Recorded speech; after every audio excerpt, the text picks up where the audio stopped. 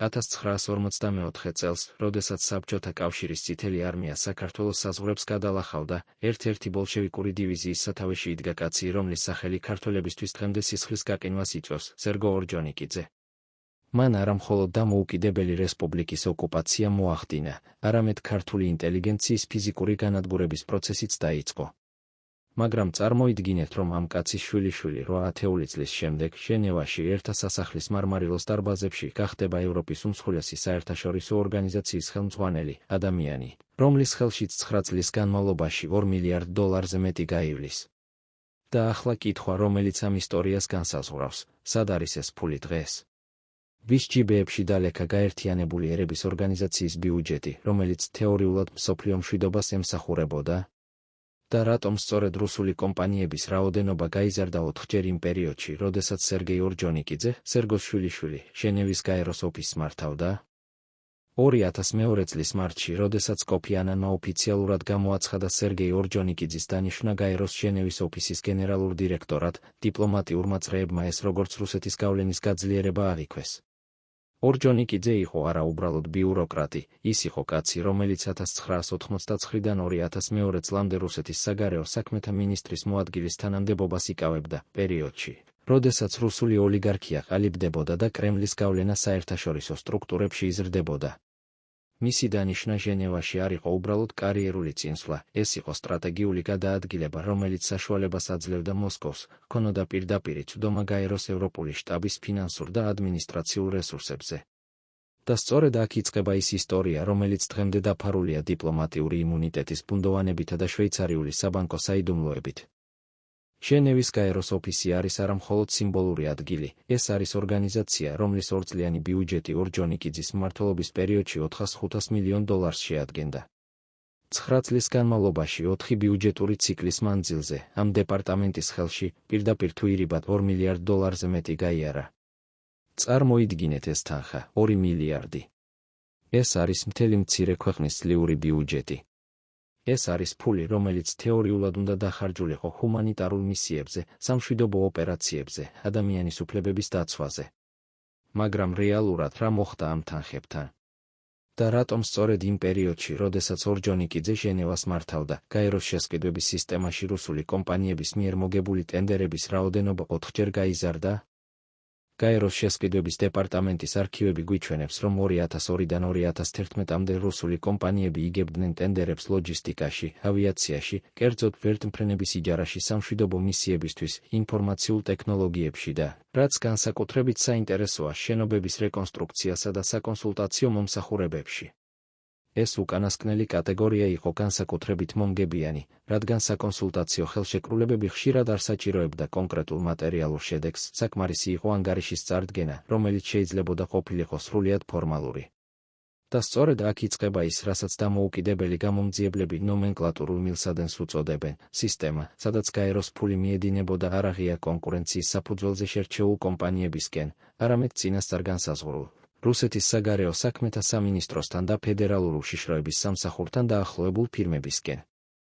მაგრამ როგორ მუშაობდა ეს სისტემა? როგორ შეიძლებოდა, რომ საერთაშორისო ორგანიზაციაში, სადაც თეორიულად გამჭვირვალობა და კონკურენცია უნდა ყოფილიყო უზენაესი პრინციპები, ერთი ქვეყნის კომპანიები ასეთ დომინირებას მიაღწევდნენ? პასუხი მარტივია და ამავე დროს შემაძრწუნებელი. ტენდერების პირობები იწერებოდა ისე, რომ მხოლოდ კონკრეტულმა, წინასწარ შერჩეულმა კომპანიებმა შეეძლოთ მათი დაკმაყოფილება. ეს არის ის, რასაც საერთაშორისო სამართალში მორგებულ ტენდერებს უწოდებენ, როდესაც ტექნიკური მოთხოვნები ისე არის ფორმულირებული, რომ პრაქტიკულად მხოლოდ ერთი ან ორი კომპანია აკმაყოფილებს მათ. მაგალითად, თუ ტენდერში მითითებულია, რომ საჭიროა რუსულენოვანი პერსონალი, რუსული სერტიფიკატები და გამოცდილება პოსტსაბჭოთა სივრცეში, ეს ავტომატურად გამორიცხავს დასავლურ კონკურენტებს. და ორჯონიკიძე, როგორც გენერალური დირექტორი, პირდაპირ არ აწერდა ხელს ყველა ტენდერს, მაგრამ ის ნიშნავდა შესყიდვების დეპარტამენტის საკვანძო ფიგურებს, ის განსაზღვრავდა სტრატეგიულ პარტნიორებს და ის ქმნიდა იმ კორპორატიულ კულტურას, სადაც რუსული კავშირები იყო უპირატესობა და არა საეჭვო გარემოება. და აქ ჩნდება კითხვა, რომელიც ამ მთელ ისტორიას განსაზღვრავს, ვინ იყვნენ ეს რუსული კომპანიების რეალური მფლობელები? გაეროს ოფიციალურ აუდიტში, რომელსაც შიდა ზედამხედველობის ოფისი ატარებდა, ჟენევის ოფისის ფინანსები ძირითადად წესრიგში ჩანდა, მცირე ბიუროკრატიული შენიშვნებით, რომლებიც არასოდეს იწვევდა სერიოზულ შედეგებს.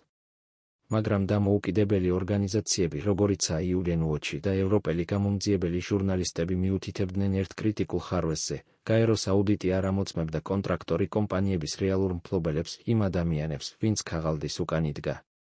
და სწორედ აქ იყო დამალული მთელი სისტემის საიდუმლო.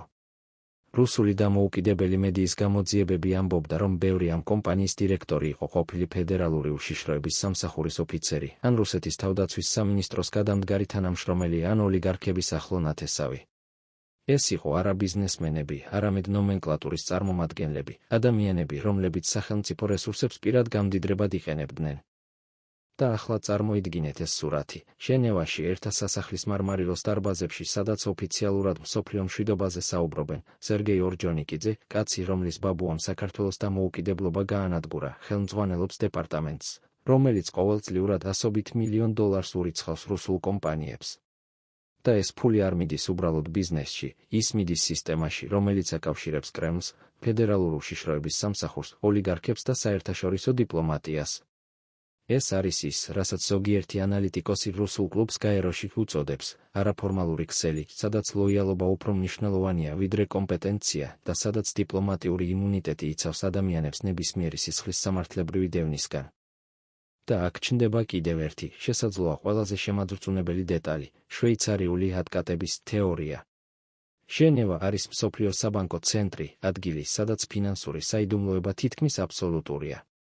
და სწორედ აქ, ევროპელი გამომძიებლების ვერსიით, ხდებოდა ის, რაც გაეროს ოფიციალურ დოკუმენტებში არასოდეს აისახებოდა, რუსული კონტრაქტორები ასრულებდნენ სამუშაოს გაბერილ ფასებში, მაგალითად, თუ შენობის ფასადის შესწავლა რეალურად ღირდა $200,000, ხელშეკრულება იდებოდა $500,000-ზე. სხვაობას $300,000 კი დალექვა შეიძლებოდა შვეიცარიულ ოფშორულ ანგარიშებზე, რომლებიც რეგისტრირებული იყო რუსი დიპლომატების, გაეროს ჩინოვნიკების ან მათი ახლო ნათესავების სახელზე. და ვინაიდან გაეროს მაღალ ჩინოსნებს აქვთ აბსოლუტური დიპლომატიური იმუნიტეტი, შვეიცარიის პროკურატურას არ შეეძლო მათი საბანკო ანგარიშების შემოწმება გაეროს გენერალური მდივნის სპეციალური ნებართვის გარეშე, ნებართვა, რომელიც, რა თქმა უნდა, არასოდეს მოვიდოდა. ეს იყო იდეალური სისტემა დაურჩელი კორუფციისთვის, საერთაშორისო ორგანიზაცია, რომელიც თავად არ ექვემდებარება ეროვნულ კანონმდებლობას, დიპლომატიური იმუნიტეტი, რომელიც იცავს ინდივიდებს, შვეიცარიული საბანკო საიდუმლოება, რომელიც მალავს ფინანსურ ნაკადებს, და რუსული ნომენკლატურა, რომელიც აკონტროლებს კადრებს და ტენდერებს. და ამ ყველაფრის ცენტრში იდგა სერგეი ორჯონიკიძე, კაცი, რომლის ბაბუა ქართველებისთვის ოკუპანტის სიმბოლოა და რომელიც თავად ახლა მსოფლიო მშვიდობის ორგანიზაციის ევროპულ შტაბს მართავდა. და კითხვა, რომელიც დღემდე პასუხგაუცემელია, რამდენი ფული დალექა მის პირად ქსელში. და სად არის ეს ფული ახლა? მაგრამ ორჯონიკიძის მმართველობა არ იყო მხოლოდ ფინანსური სქემების შესახებ. ეს იყო აგრეთვე იდეოლოგიური და გეოპოლიტიკური ოპერაცია. 2008 წელს, როდესაც რუსეთმა საქართველოს შეუტია და აფხაზეთი და ცხინვალის რეგიონი ოკუპირებული ჰქონდა, სერგეი ორჯონიკიძე ჟენევაში ინარჩუნებდა თავის პოსტს და, როგორც გაეროს მაღალჩინოსანი, ბლოკავდა ნებისმიერ მკაცრ რეზოლუციას ან განცხადებას, რომელიც ჟენევის ოფისიდან შეიძლებოდა გამოსულიყო. ის იყო არა მხოლოდ ადმინისტრატორი, ის იყო რუსეთის გავლენის აგენტი გაეროს შიგნით, ადამიანი, რომელიც უზრუნველყოფდა, რომ საერთაშორისო ორგანიზაცია არასოდეს გახდებოდა რეალური საფრთხე კრემლის ინტერესებისთვის. და ეს არის ის, რაც ამ ისტორიას განსაკუთრებულს ხდის.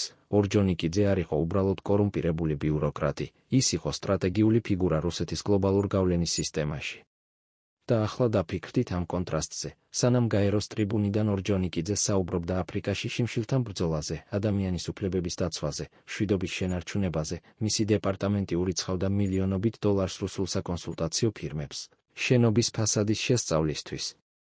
სანამ გაერთიანებული ერების ორგანიზაცია ოფიციალურად იბრძოდა გლობალური უთანასწორობის წინააღმდეგ, ჟენევის ოფისი ხდებოდა რუსული ელიტის გამდიდრების ინსტრუმენტი.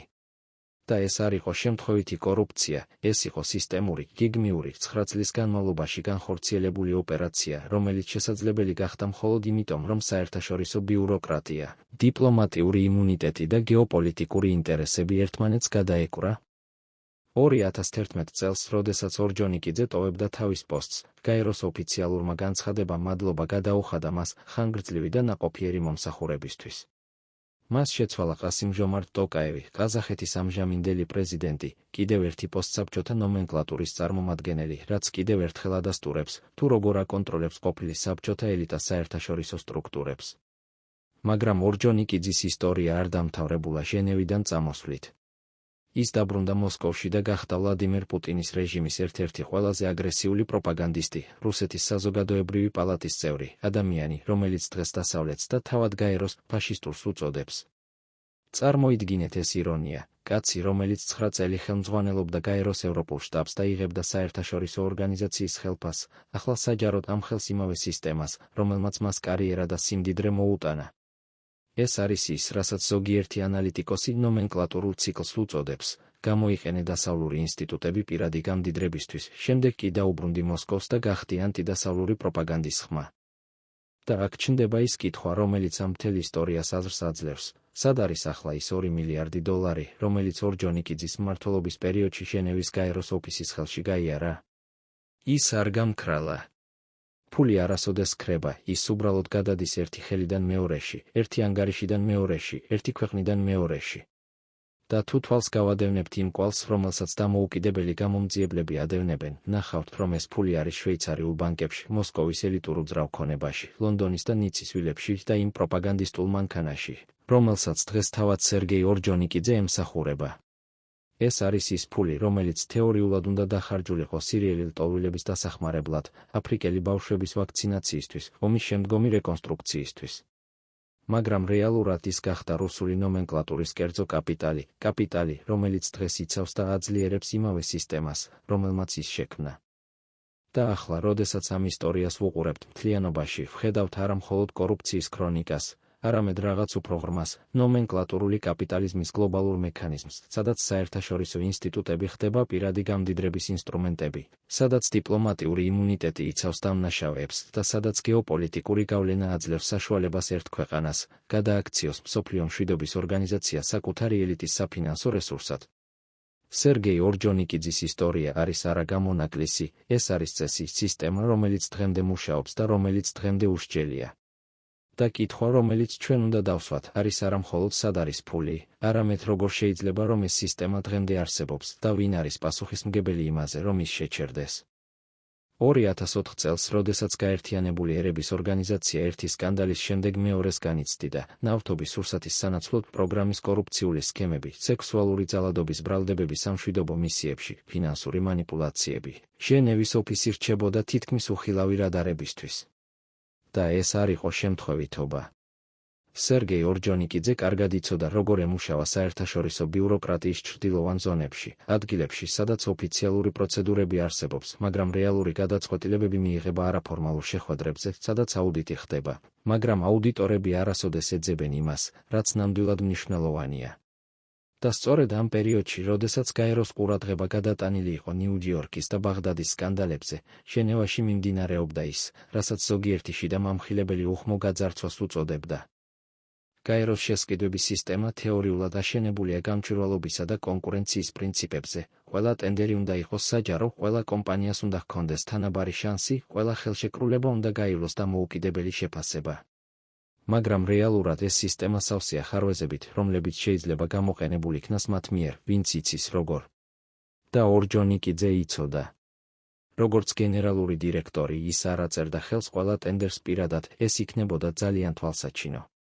ამის ნაცვლად ის აკონტროლებდა კადრებს, ნიშნავდა შესყიდვების დეპარტამენტის ხელმძღვანელებს, ფინანსურ მენეჯერებს, იურიდიულ მრჩევლებს. და ეს ადამიანები, რომლებიც თავიანთ პოზიციებს ორჯონიკიძეს უნდობდნენ, იცოდნენ, რა მოელოდათ მათგან, ლოიალობა არა გაეროს წესების მიმართ, არამედ იმ არაფორმალური ქსელის მიმართ, რომელიც ორჯონიკიძეს მოსკოვთან აკავშირებდა. და აქ იწყება ის, რასაც დამოუკიდებელი გამომძიებლები მორგებული ტენდერების სისტემას უწოდებენ. წარმოიდგინეთ, რომ გაეროს ჟენევის ოფისს სჭირდება ვერტმფრენების იჯარა სამშვიდობო მისიისთვის აფრიკაში.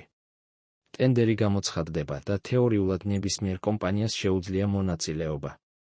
მაგრამ ტენდერის პირობებში წერია, საჭიროა რუსული წარმოების ვერტმფრენები, რუსულენოვანი ეკიპაჟი, გამოცდილება პოსტსაბჭოთა სივრცეში და სერტიფიკატები, რომლებიც გაცემულია რუსეთის ავიაციის ფედერალური სააგენტოს მიერ.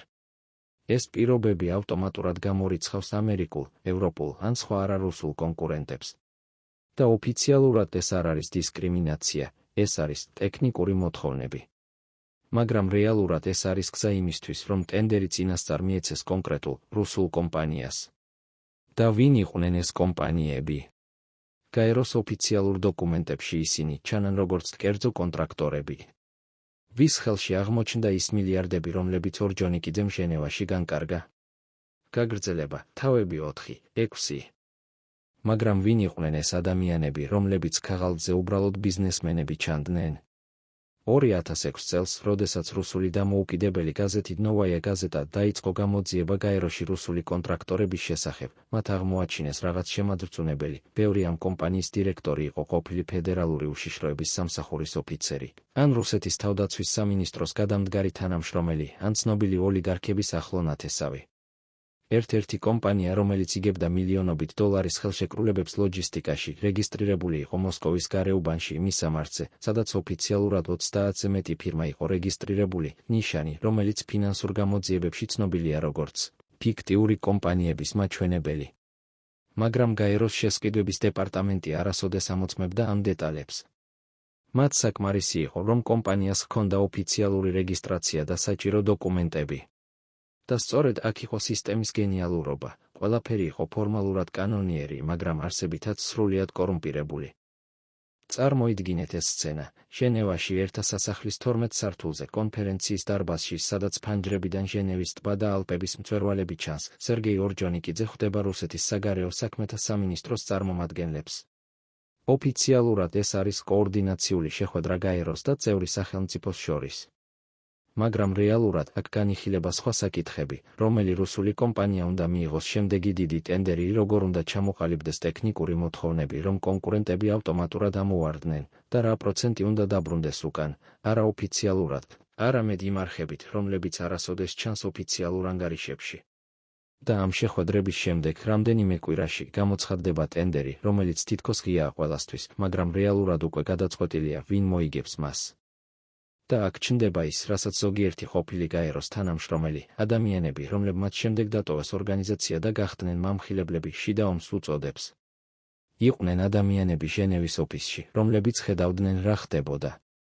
იყვნენ აუდიტორები, რომლებიც ამჩნევდნენ, რომ ერთი და იგივე რუსული კომპანიები იგებდნენ ტენდერებს ისეთი სიხშირით, რომელიც სტატისტიკურად შეუძლებელი იყო, თუ პროცესი ნამდვილად შემთხვევითი იყო.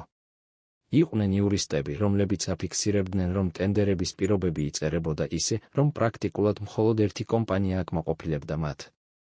მაგრამ როდესაც ეს ადამიანები ცდილობდნენ, ამეღოთ ხმად ცდილობდნენ, მიეტანათ თავიანთი შეშფოთება უფრო მაღალ ინსტანციებში, ისინი აწყდებოდნენ კედელს, რომელიც აშენებული იყო ლოიალობის, შიშის და კარიერული დამოკიდებულების საფუძველზე.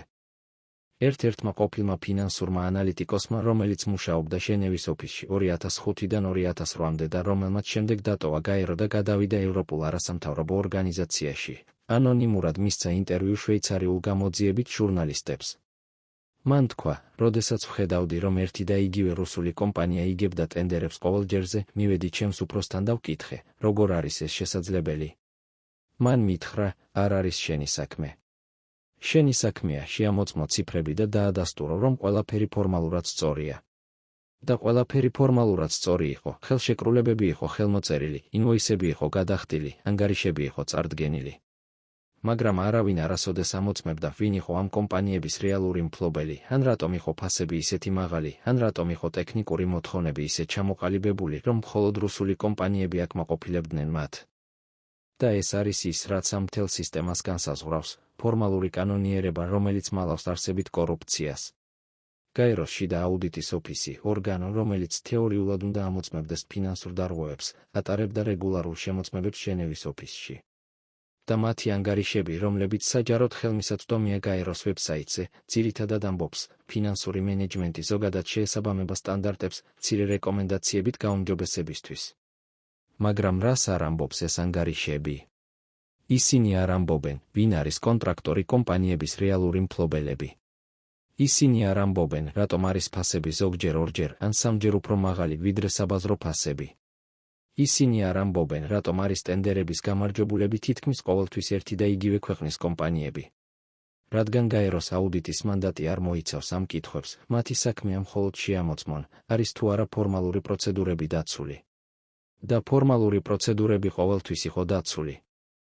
და ახლა წარმოიდგინეთ ეს, 2007 წელს, ჟენევის ოფისი იწყებს მასშტაბური პროექტის დაგეგმვას, ერთა სასახლის ისტორიული შენობის, რომელიც აშენდა 1930-იან წლებში სრული რეკონსტრუქცია.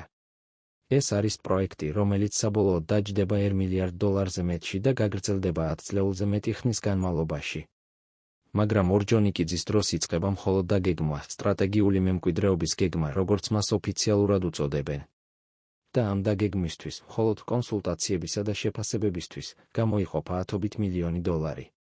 და ვინ იღებს ამ საკონსულტაციო ხელშეკრულებებს? რუსული და შვეიცარიული კომპანიები, რომელთაგან ზოგიერთი რეგისტრირებულია იმავე მისამართებზე, სადაც ცნობილი ოლიგარქების ოფშორული სტრუქტურებია. და აქ ჩნდება ის, რასაც ფინანსურ გამომძიებლებში ადკატების სისტემას უწოდებენ. როგორ მუშაობს ეს? წარმოიდგინეთ, რომ გაეროს ჟენევის ოფისს სჭირდება საკონსულტაციო მომსახურება, მაგალითად, შენობის სტრუქტურული მდგომარეობის შეფასება. რეალური საბაზრო ფასი ასეთი მომსახურებისთვის შეიძლება იყოს $200,000. მაგრამ ტენდერს იგებს რუსული საკონსულტაციო ფირმა, რომელიც სთავაზობს $500,000. გაეროს შესყიდვების დეპარტამენტი ამტკიცებს ამ ფასს, რადგან ოფიციალურად კომპანიამ წარადგინა დეტალური ბიუჯეტი და სპეციალიზებული ექსპერტიზა. სამუშაო სრულდება, ანგარიში წარდგენილია, $500,000 გადახდილია. მაგრამ რეალურად სამუშაო შესრულდა $200,000-ში. სხვაობა $300,000 სად მიდის?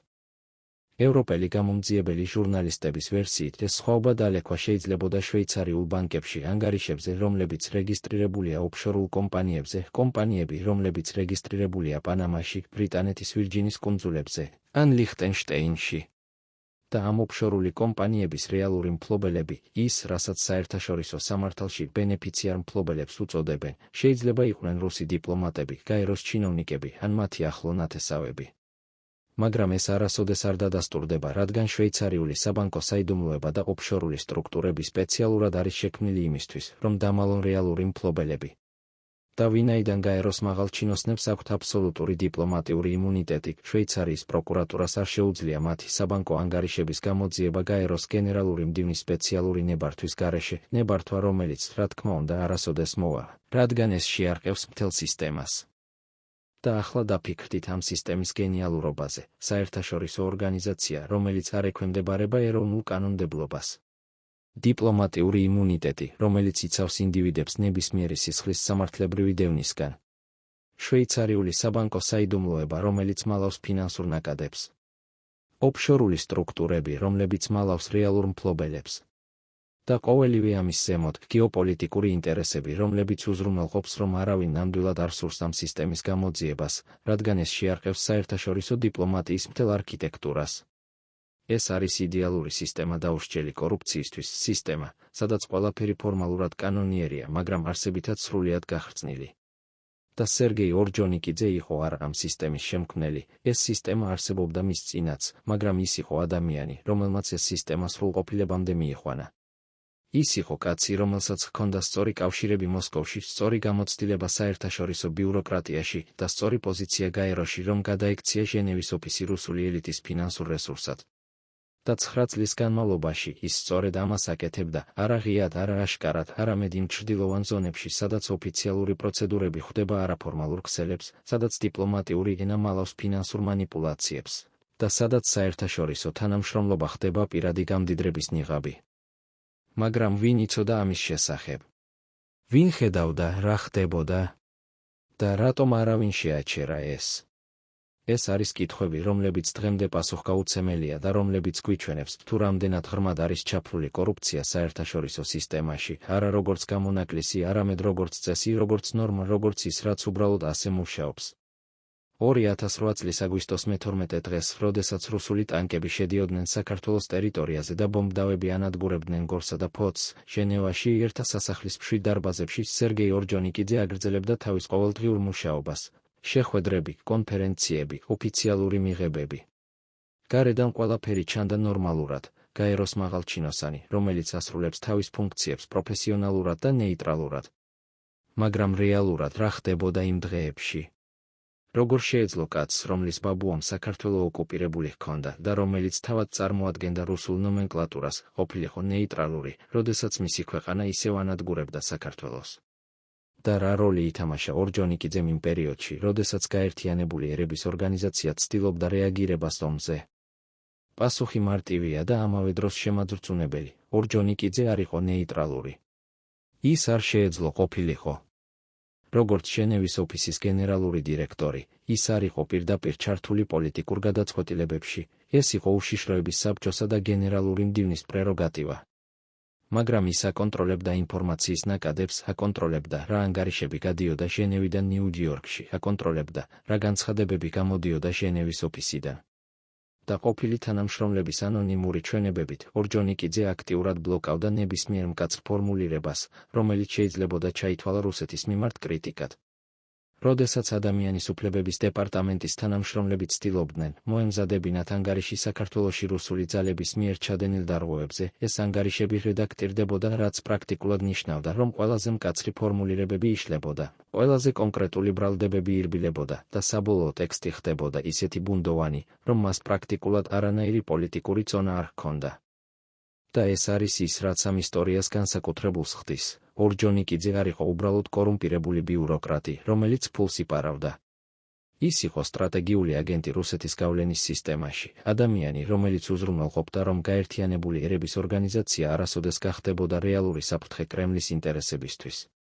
და ეს არ იყო კონსპირაცია, ეს იყო უბრალოდ ის, როგორ მუშაობს გავლენა საერთაშორისო ორგანიზაციებში. თქვენ აყენებთ თქვენს ადამიანებს საკვანძო პოზიციებზე და ეს ადამიანები უზრუნველყოფენ, რომ სისტემა მუშაობს თქვენი ინტერესების სასარგებლოდ, არა აშკარად, არა ღიად, არამედ 1000 მცირე გადაწყვეტილებით, 1000 რედაქტირებით, 1000 პროცედურული დაბრკოლებით, რომლებიც ერთად ქმნიან სისტემურ მიკერძოებას.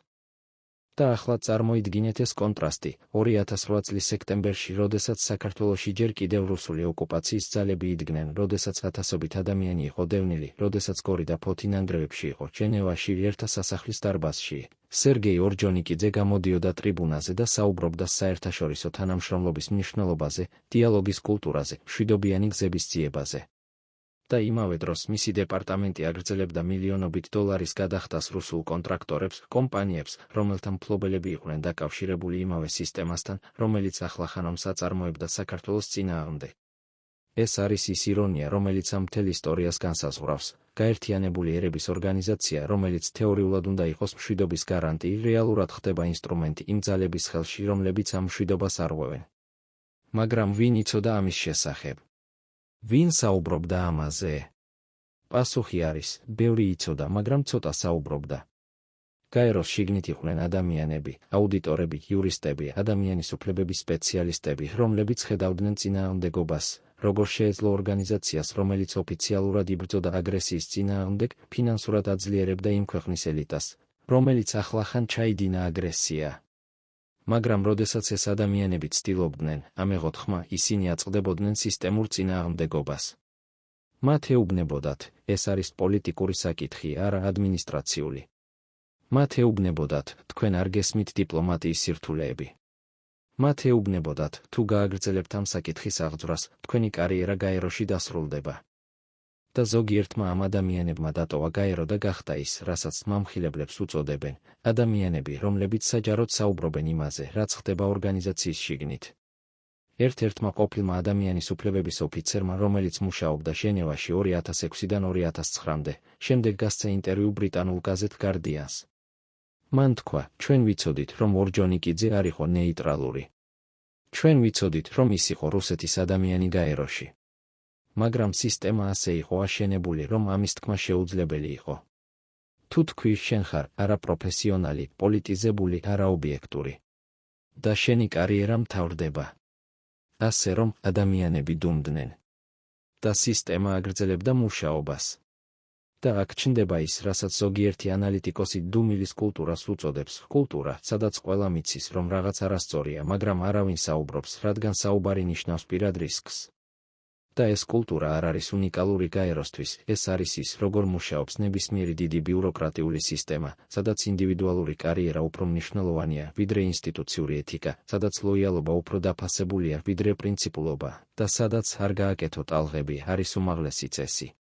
და სერგეი ორჯონიკიძე კარგად იცოდა, როგორ გამოეყენებინა ეს კულტურა, როგორ შეექმნა გარემო, სადაც ადამიანები თვითცენზურას უწევდნენ საკუთარ თავს, სადაც კითხვები არ დასმულა, სადაც წინააღმდეგობები არ ნახულა. და ახლა დაფიქრდით ამ სურათზე. 9 წლის განმავლობაში 2002-დან 2011-მდე ჟენევის გაეროს ოფისი იყო ადგილი, სადაც ორი პარალელური რეალობა არსებობდა. ერთი რეალობა იყო ოფიციალური კონფერენციები ადამიანის უფლებებზე, რეზოლუციები მშვიდობის შესახებ, ანგარიშები ჰუმანიტარულ კრიზისებზე. მეორე რეალობა იყო ფარული ფინანსური ნაკადები რუსულ კომპანიებისკენ, ტენდერები, რომლებიც წინასწარ იყო გადაწყვეტილი, საბანკო ანგარიშები შვეიცარიაში, რომლებიც მალავდნენ რეალურ მფლობელებს. და ეს ორი რეალობა არასოდეს არ ეჯახებოდა ერთმანეთს, ისინი არსებობდნენ პარალელურად, ერთმანეთისგან იზოლირებულად და მხოლოდ ძალიან ცოტა ადამიანი ხედავდა ორივეს ერთდროულად. და ახლა კითხვა, რამდენი ფული დალექა ამ ფარულ რეალობაში? რამდენი მილიონი დოლარი, რომელიც თეორიულად უნდა დახარჯულიყო მსოფლიო მშვიდობაზე, რეალურად გადავიდა პირად ანგარიშებზე, ოფშორულ სტრუქტურებში, ელიტურ უძრავ ქონებაში. ზუსტი რიცხვი არავინ იცის, რადგან ზუსტი რიცხვის გაგება შეუძლებელია, სისტემა სპეციალურად არის აშენებული ისე, რომ ზუსტი რიცხვები არასოდეს გამოვლინდეს. მაგრამ თუ ვიმსჯელებთ ლოგიკურად, თუ გაეროს ჟენევის ოფისის ორწლიანი ბიუჯეტი იყო 400-500 მილიონი დოლარი და თუ 9 წლის განმავლობაში ამ ბიუჯეტის მნიშვნელოვანი ნაწილი, ვთქვათ 20-30%, მიდიოდა კონტრაქტორებთან, და თუ ამ კონტრაქტორების ფასები იყო გაბერილი საშუალოდ 30-40%-ით, მაშინ ჩვენ ვსაუბრობთ ასობით მილიონ დოლარზე, რომელიც გაქრა, არა ფიზიკურად, არამედ გადავიდა ოფიციალური ეკონომიკიდან ჩრდილოვან ეკონომიკაში. და სად არის ეს ფული ახლა? ის არის შვეიცარიულ ბანკებში ანგარიშებზე, რომლებიც დაცულია საბანკო საიდუმლოებით.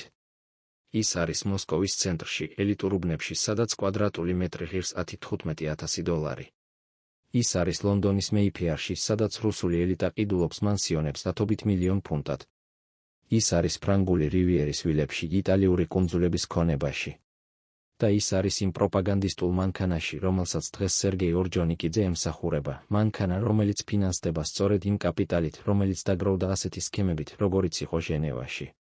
და აქ ჩნდება ის, რასაც ზოგიერთი ეკონომისტი ნომენკლატურული კაპიტალის ციკლს უწოდებს, საბჭოთა ნომენკლატურა, რომელიც გადარჩა საბჭოთა კავშირის დაშლას, გარდაიქმნა პოსტსაბჭოთა ელიტად. ეს ელიტა გამოიყენა თავის პოლიტიკურ კავშირებს, რომ დაეუფლებინა ეკონომიკური რესურსები, ნავთობი, გაზი, მეტალები.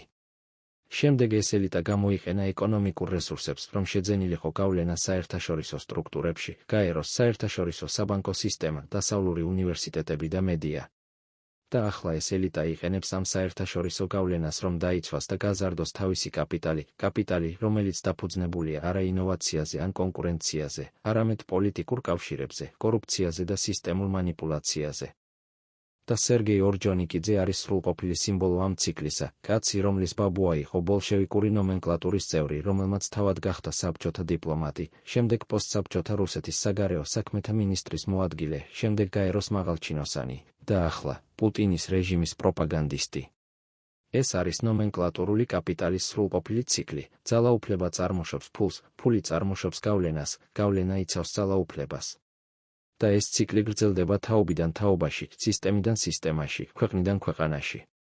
და ახლა კითხვა, რომელიც ამ მთელ ისტორიას აზრს აძლევს, როგორ შეიძლება, რომ ეს სისტემა დღემდე არსებობს?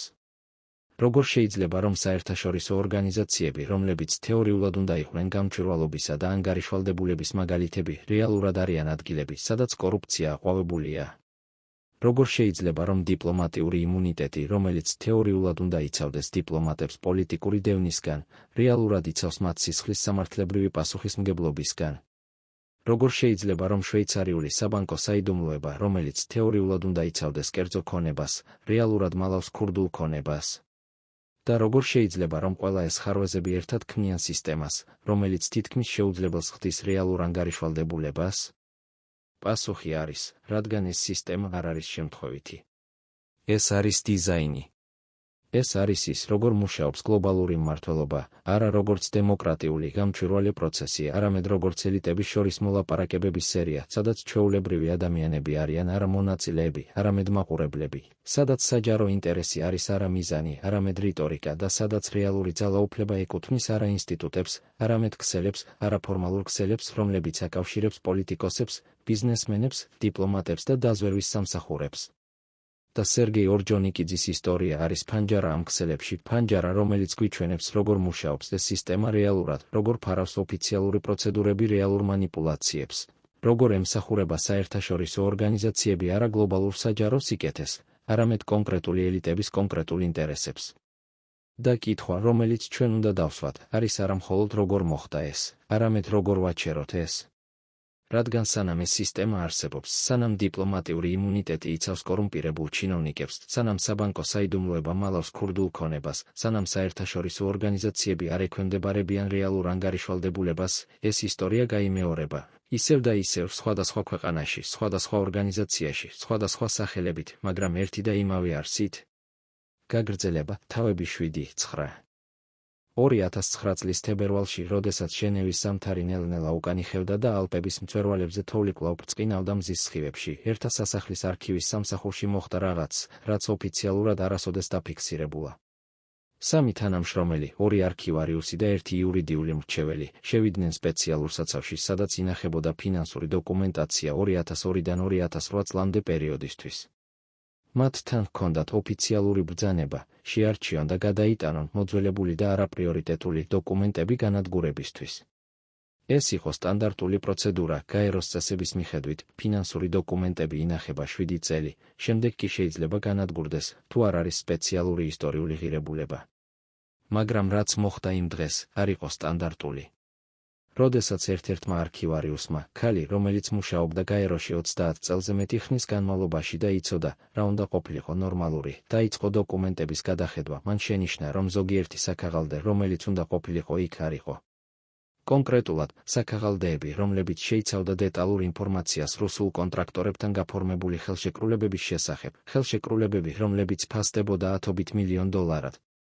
ოფიციალურ რეესტრში ეს საქაღალდეები მითითებული იყო როგორც არსებული, მაგრამ ფიზიკურად ისინი გაქრებული იყვნენ. ქალმა დაუყოვნებლივ აცნობა თავის უფროსს. უფროსმა, კაცი, რომელიც თავად იყო დანიშნული ორჯონიკიძის რეკომენდაციით, უთხრა, შესაძლოა ისინი გადატანილი იყოს სხვა საცავში. შეამოწმე ელექტრონულ ბაზაში. ქალმა შეამოწმა. ელექტრონულ ბაზაში ეს დოკუმენტები მონიშნული იყო როგორც გადატანილი დიგიტალიზაციისთვის პროცესი, რომელიც თეორიულად ნიშნავდა, რომ ფიზიკური დოკუმენტები სკანირდებოდა და ინახებოდა ციფრულ ფორმატში. მაგრამ როდესაც ქალმა მოძებნა ციფრული ასლები, მან აღმოაჩინა, რომ ისინი არ არსებობდა. დოკუმენტები უბრალოდ გაქრებული იყვნენ, არც ფიზიკურად, არც ციფრულად. და როდესაც ქალმა კვლავ მიმართა თავის უფროსს უფრო დეტალური ახსნა განმარტებისთვის, მან მიიღო პასუხი, რომელიც დაასრულებდა ნებისმიერ შემდგომ კითხვას. ეს არის კლასიფიცირებული საკითხი. შენ არ გაქვს უფლება, გააგრძელო ამ თემაზე მუშაობა. დაივიწყე, რაც ნახე. მაგრამ ქალმა ვერ დაივიწყა. რამდენიმე თვის შემდეგ, როდესაც ის გავიდა პენსიაზე, მან ანონიმურად დაუკავშირდა შვეიცარიულ გამოძიებით ჟურნალისტებს და უამბო მათ ეს ისტორია. ჟურნალისტებმა სცადეს ოფიციალურად მოეთხოვათ ინფორმაცია გაეროსგან იმ დოკუმენტების შესახებ. გაეროს პრესსამსახურმა უპასუხა, ყველა დოკუმენტი, რომელსაც აქვს ისტორიული ან იურიდიული მნიშვნელობა, დაცულია და ხელმისაწვდომია შესაბამისი პროცედურების მიხედვით. ჩვენ არ ვადასტურებთ კონკრეტული დოკუმენტების არსებობას ან არარსებობას, რადგან ეს შეიძლება დაარღვიოს კონფიდენციალურობის პრინციპები. ეს იყო სრულყოფილი პასუხი, ფორმალურად კორექტული, მაგრამ არსებითად ცარიელი. და ეს იყო ის, რაც ამ მთელ სისტემას ახასიათებდა. ყველაფერი იყო ფორმალურად კორექტული, მაგრამ რეალურად სრულიად გახრწნილი. და ახლა წარმოიდგინეთ, რა შეიძლება ყოფილიყო იმ დოკუმენტებში, რომლებიც გაქრა. წარმოიდგინეთ, რომ იქ იყო დეტალური ხელშეკრულებები, სადაც მითითებული იყო არა მხოლოდ კომპანიების სახელები, არამედ მათი რეალური მფლობელების ვინაობა, ადამიანები, რომლებიც ქაღალდის უკან იდგნენ. წარმოიდგინეთ, რომ იქ იყო შიდა მიმოწერა, სადაც გაეროს თანამშრომლები აფიქსირებდნენ თავიანთ შეშფოთებას იმის შესახებ, რომ ტენდერები წინასწარ იყო გადაწყვეტილი. წარმოიდგინეთ, რომ იქ იყო ფინანსური ანალიზი, რომელიც აჩვენებდა, რომ კონტრაქტორების ფასები იყო 2-ჯერ ან 3-ჯერ უფრო მაღალი, ვიდრე საბაზრო ფასები. წარმოიდგინეთ, რომ იქ იყო საბანკო დეტალები, ანგარიშები, რომლებზეც გადაიხდებოდა ფული და რომლებიც შეიძლებოდა დაკავშირებული ყოფილიყო ოფშორულ სტრუქტურებთან. ყოველივე ეს გაქრებული. არა შემთხვევით, არა ბიუროკრატიული შეცდომის გამო, არამედ სისტემურად მიზანმიმართულად იმისთვის, რომ არასოდეს გამოვლინდეს სიმართლე. და ეს არ იყო ერთადერთი შემთხვევა. 2010 წელს, ერთი წლით ადრე, ვიდრე ორჯონიკიძე დატოვებდა თავის პოსტს, გაეროში და აუდიტის ოფისმა მოახდინა შემოწმება ჟენევის ოფისის ინფორმაციული ტექნოლოგიების დეპარტამენტში. მათ აღმოაჩინეს, რომ ელექტრონული მონაცემთა ბაზა, რომელიც შეიცავდა ინფორმაციას ყველა ტენდერის შესახებ 2004-დან 2009-მდე, ჰქონდა ტექნიკური პრობლემები, კონკრეტულად, ზოგიერთი ჩანაწერი იყო დაზიანებული ან წაშლილი შემთხვევით. აუდიტორებმა მოითხოვეს აღდგენა ბექაპებიდან. დეპარტამენტმა უპასუხა, რომ ბექაპები სამწუხაროდ ასევე იყო დაზიანებული იმავე ტექნიკური პრობლემის გამო. აუდიტორებმა კითხეს, როგორ არის შესაძლებელი, რომ ძირითადი ბაზა და ბექაპები ერთდროულად დაზიანდა? დეპარტამენტმა უპასუხა, ეს იყო უპრეცედენტო ტექნიკური ავარია, რომელიც გამოწვეული იყო პროგრამული უზრუნველყოფის განახლებით. აუდიტორებმა მოითხოვეს დამოუკიდებელი ექსპერტიზა. მაგრამ სანამ ექსპერტიზა დაინიშნებოდა, დეპარტამენტმა გაასუფთავა სერვერები და დააინსტალირა ახალი სისტემა, რაც ნიშნავდა, რომ ნებისმიერი ფორენსიული გამოძიება გახდა შეუძლებელი. და ახლა დაფიქრდით ამ ორ ეპიზოდზე ერთად, ფიზიკური დოკუმენტები, რომლებიც გაქრა არქივიდან და ციფრული ჩანაწერები, რომლებიც შემთხვევით წაიშალა. ეს არის ის, რასაც გამომძიებლები მტკიცებულებების სისტემურ განადგურებას უწოდებენ, პროცესი, რომელიც ხდება არა ერთხელ, არა შემთხვევით, არამედ მრავალჯერ, სხვადასხვა დონეზე, სხვადასხვა ფორმით, მაგრამ ერთი მიზნით, დაიცვას ის ადამიანები, რომლებმაც გამოიყენეს სისტემა პირადი გამდიდრებისთვის. და ვინ იყო პასუხისმგებელი ამ განადგურებაზე? ოფიციალურად არავინ. ფორმალურად ყველაფერი იყო ტექნიკური პრობლემები ან სტანდარტული პროცედურები. მაგრამ რეალურად ეს იყო კოორდინირებული ოპერაცია, რომელიც შესაძლებელი გახდა მხოლოდ იმიტომ, რომ ადამიანები, რომლებიც აკონტროლებდნენ არქივებს, სისტემებს და აუდიტის პროცესებს, იყვნენ ლოიალური არა გაეროს წესების მიმართ, არამედ იმ ქსელის მიმართ, რომელიც ორჯონიკიძეს აკავშირებდა მოსკოვთან. და აქ ჩნდება კითხვა, რომელიც ამ მთელ ისტორიას განსაზღვრავს, რამდენი გვერდი გაქრა? რამდენი ჩანაწერი წაიშალა? რა იყო იმ დოკუმენტებში, რომლებიც ასე სასწრაფოდ უნდა განადგურებულიყო? და ვინ გასცა ბრძანება ამ განადგურებაზე, ვინ იყო ის ადამიანი ან ადამიანები, რომლებმაც იცოდნენ, რომ ეს დოკუმენტები იყო საფრთხე და რომლებსაც ჰქონდათ ძალაუფლება უზრუნველეყოთ მათი გაქრობა? ოფიციალური პასუხი არასოდეს არ იქნება. მაგრამ თუ ვიმსჯელებთ ლოგიკურად, თუ ხედავთ, ვინ ისარგებლა ამ განადგურებით, ვინ დარჩა დაუსჯელი, ვინ გააგრძელა კარიერა და გამდიდრება, მაშინ პასუხი ხდება აშკარა. 2010 წლის ზაფხულში, როდესაც ჟენევაში ტემპერატურა აღწევდა 30 გრადუსს და ტურისტები ივსებოდნენ ჟენევის ტბის სანაპიროებზე, სერგეი ორჯონიკიძე, კაცი, რომელიც 9 წელი მართავდა გაეროს ევროპულ შტაბს, გამოჩნდა საჯარო ღონისძიებაზე, რომელიც ეძღვნებოდა გაეროს ახალი შენობის პროექტის პრეზენტაციას. ის იდგა ტრიბუნაზე, კოსტიუმში, რომელიც შეიძლება ღირდა რამდენიმე 1000 ევრო საათით, რომელიც შეიძლება ღირდა ათობით 1000 ფრანკი და საუბრობდა გამჭვირვალობაზე, ანგარიშვალდებულებაზე, საერთაშორისო თანამშრომლობის მომავალზე. მაგრამ ადამიანები, რომლებიც იცნობდნენ მას პირადად, ყოფილი კოლეგები, რომლებიც მუშაობდნენ მასთან ახლოს 9 წლის განმავლობაში, ამბობდნენ, რომ რაღაც შეიცვალა მასში. ის აღარ იყო ის ენერგიული, თავდაჯერებული კაცი, რომელიც ჩამოვიდა ჟენევაში 2002 წელს. ის გამხდარ იყო. მისი სახე, რომელიც ოდესღაც იყო მრგვალი და ჯანმრთელი, ახლა ჩანდა დაძაბული, თითქოს კანი ძალიან მჭიდროდ იყო გაჭიმული ძვლებზე. მისი თმა, რომელიც ოდესღაც იყო მუქი ყავისფერი, ახლა იყო თითქმის მთლიანად ნაცრისფერი. მისი თვალები, ის თვალები, რომლებიც ოდესღაც ასხივებდნენ დიპლომატიურ თავაზიანობას, ახლა ჩანდნენ დაღლილი, თითქოს ადამიანი, რომელიც ძალიან დიდი ხნის განმავლობაში ძალიან ცოტას წინავს. ერთ-ერთმა ყოფილმა თანამშრომელმა, რომელიც იმყოფებოდა იმ ღონისძიებაზე, შემდეგ თქვა ინტერვიუში, როდესაც ვნახე ის იმ დღეს, ვიფიქრე, ეს არის კაცი, რომელიც იცის, რომ დრო იწურება. ეს არის კაცი, რომელიც იცის, რომ რაღაც უახლოვდება, შესაძლოა გამოძიება, შესაძლოა სკანდალი, შესაძლოა უბრალოდ ის მომენტი, როდესაც ყველაფერი, რაც დამალული იყო, გამოვა ზედაპირზე. და ის ცდილობდა შეენარჩუნებინა ფასადი, ის ღიმილი, ის თავაზიანი ხმა, ის დიპლომატიური ჟესტები. მაგრამ თუ ყურადღებით უყურებდი, ხედავდი, რომ ფასადი ნამსხვრევებად იშლებოდა. და ეს არ იყო მხოლოდ ფიზიკური ცვლილება. ადამიანები, რომლებიც მუშაობდნენ ორჯონიკიძესთან ახლოს, ამბობდნენ, რომ მისი ქცევა ასევე შეიცვალა. ის, რომელიც ოდესღაც იყო კონტროლირებადი და გათვლილი, ახლა ხდებოდა ნერვიული და გაღიზიანებული. ის, რომელიც ოდესღაც არასოდეს კარგავდა სიმშვიდეს, ახლა შეიძლებოდა აფეთქებულიყო უმნიშვნელო საკითხის გამო.